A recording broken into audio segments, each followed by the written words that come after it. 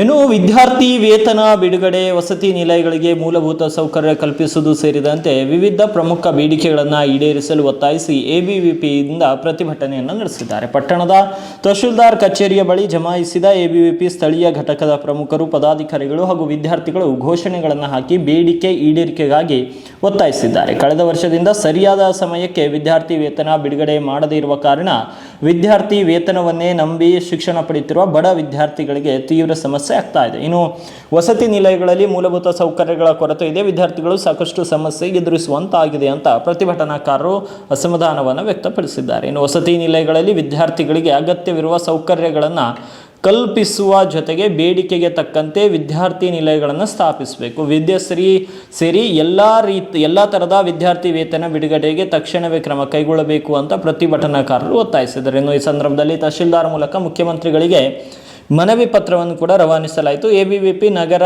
ಸಹ ಕಾರ್ಯದರ್ಶಿ ಅನುರಾಧ ಸೇರಿದಂತೆ ಸಂಘಟನೆಯ ಪ್ರಮುಖರಾದ ಈಶ್ವರ್, ರುಮಾ, ವೀರೇಶ್, ಬಸವಪ್ರಸಾದ್, ಅಮರ್, ಶುಭಂ ಮತ್ತು ಚೇತನ್ ಸೇರಿದಂತೆ ಅನೇಕರು ಇದೇ ವೇಳೆ ಉಪಸ್ಥಿತರಿದ್ದರು.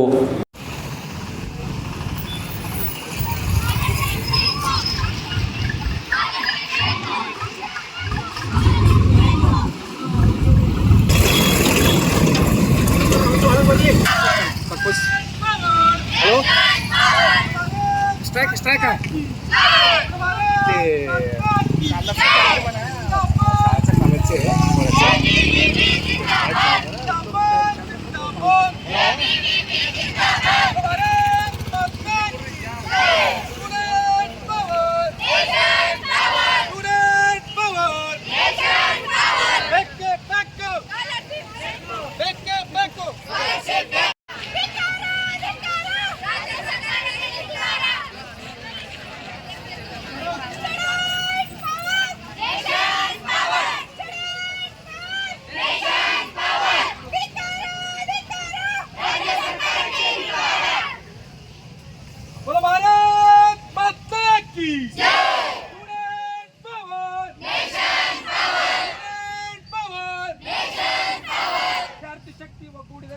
ಮುತ್ತಿಗೆ ಹಾಕುವುದರ ಮುಖಾಂತರ ನಾವು ಹೋರಾಟವನ್ನು ಮುಂದಿನ ದಿನಮಾನಗಳಲ್ಲಿ ಮಾಡೋದಿದ್ದೀವಿ.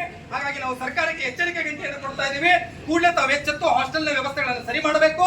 ಜೊತೆಯಲ್ಲಿ ಏನು ವಿದ್ಯಾರ್ಥಿಗಳ ಸ್ಕಾಲರ್ಶಿಪ್ ಅನ್ನು ತಾವು ತಡೆ ಹಿಡಿದಿದ್ರಿ, ಕೂಡಲೇ ಆ ಸ್ಕಾಲರ್ಶಿಪ್ ಅನ್ನು ಬಿಡುಗಡೆ ಮಾಡಬೇಕು ಅಂತ ಹೇಳಿ ಈ ಮೂಲಕ ಅಖಿಲ ಭಾರತ ವಿದ್ಯಾರ್ಥಿ ಪರಿಷತ್ತು ಸರ್ಕಾರಕ್ಕೆ ಆಗ್ರಹವನ್ನು ಮಾಡುತ್ತೆ. ಮಾನ್ಯ ತಹಸೀಲ್ದಾರರಿಗೆ